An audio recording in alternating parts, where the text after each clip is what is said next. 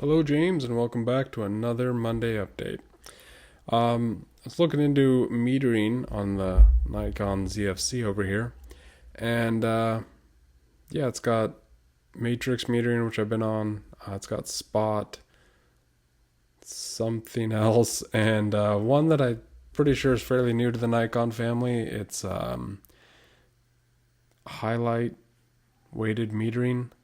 So it should, in theory, make sure it is exposing for the brightest light possible so that nothing clips, is how I understand it.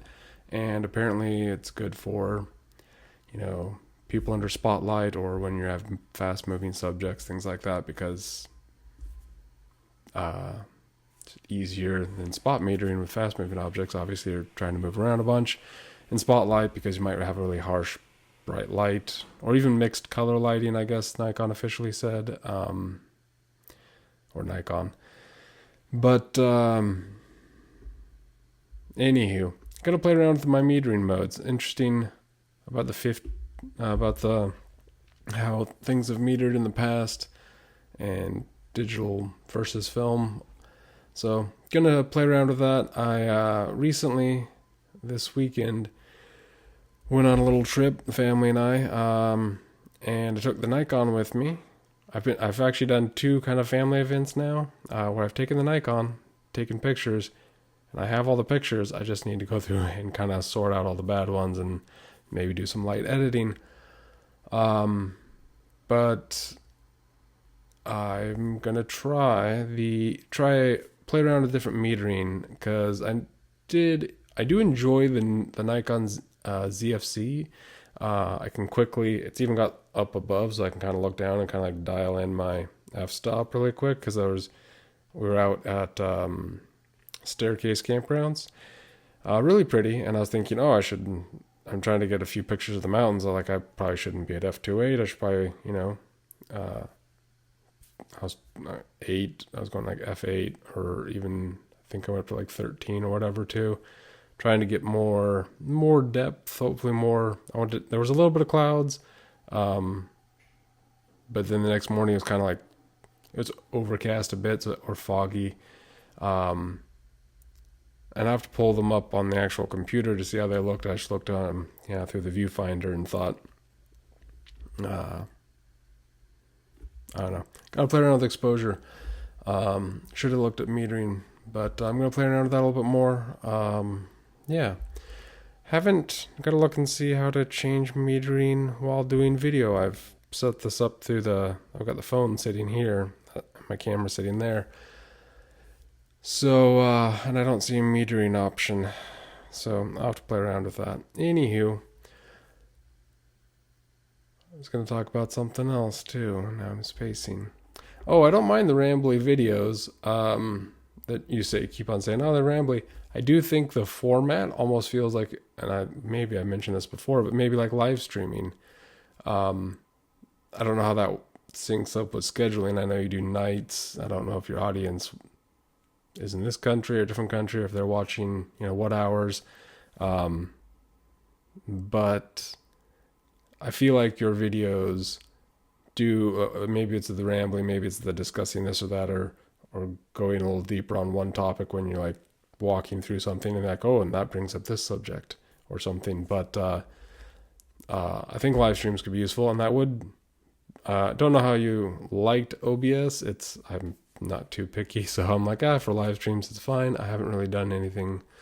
Haven't used it much for screen recordings. I just use a app that I don't even think's made anymore. But yeah. I've been thinking about live streams. I thought it'd be cool for a while now too, and I know other people have done this. There's that one guy who makes films really quick. I haven't actually really watched much of his stuff, but I think he did something, or maybe he does. Again, I don't know. But the idea was, so I'm like right here in my office, and then right over there is the green screen. So like it'd be cool to do like a live stream where it's like, let's make a movie during the entire live stream. So we'll shoot it on the green screen, and we'll come over here and do post. Do the whole thing in one room. But yeah, that's an idea I've had. Also, just like editing, like to come edit with me or something for a short film. So yeah, that's kind of what I've been up to. I need to actually sit down. There's a hard drive here of someone's. I gotta go through that and come up with a good cut. So gonna after this video,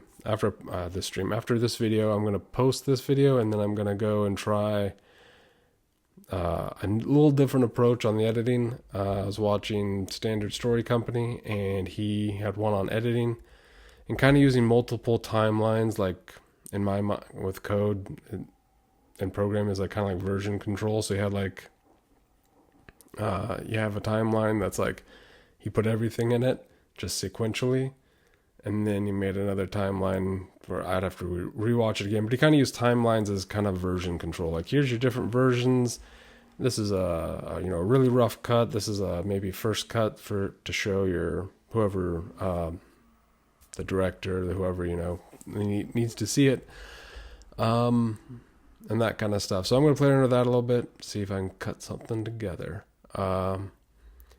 This month's short film I'm trying to think of a really simple something I can shoot just by myself using the Nikon and the iPhone app, and trying to think of a little bit like a 6-part, I'm thinking like mini series. So I want to make a couple of short films by myself, just testing some stuff out. And then, because I want to make something longer, and I want to make kind of like a series, because in just my immediate family, my wife and kids, they tend to watch episodic content and things like that. So I tend to watch more movies, but I watch usually when I watch shows, I usually watch them with the family.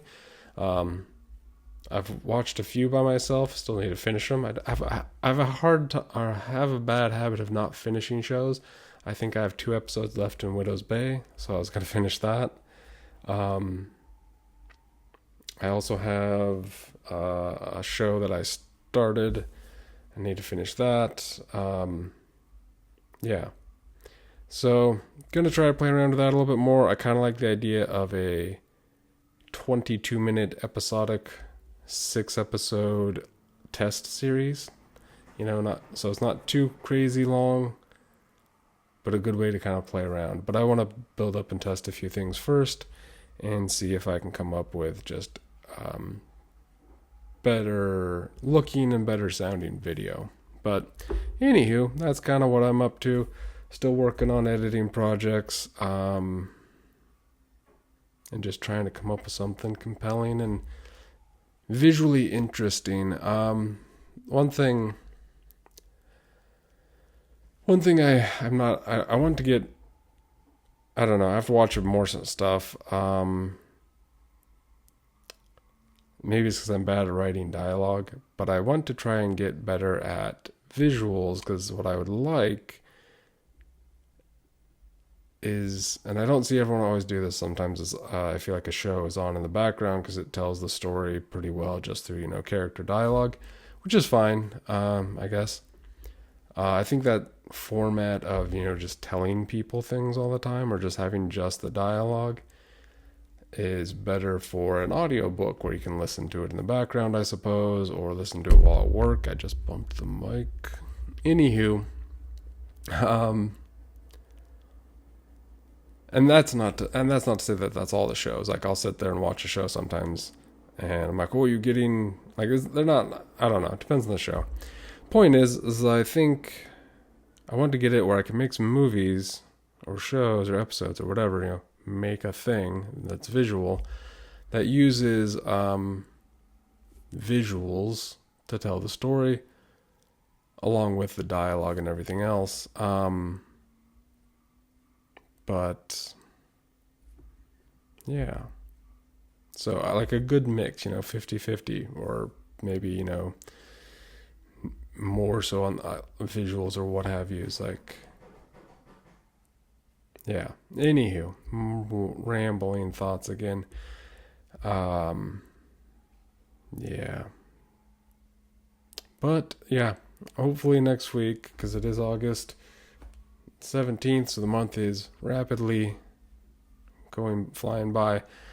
I'll try to work on some stuff hopefully soon and get a new short film posted and get some editing stuff. I am figuring out some cool.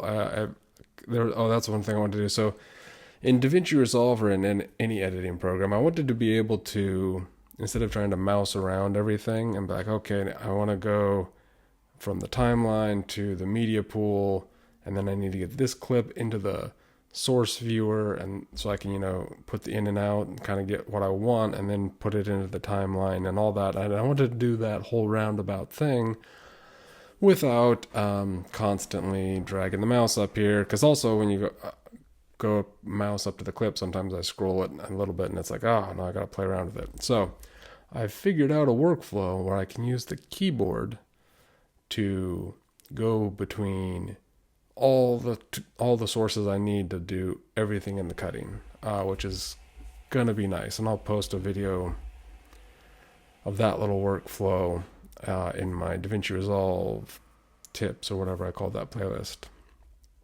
But practice up with editing a little bit more, and I think it'd be fun to do some, if nothing else, post-production live streams.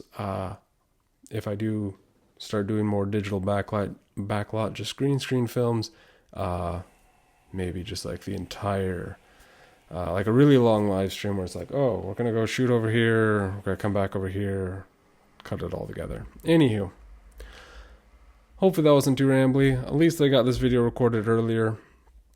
It's just been busy lately, but till next time, keep on filming stuff or learning about film or video, movies, whatever it is. Not really film or not, I don't know. You know what I mean. I'm probably gonna go get back to laundry.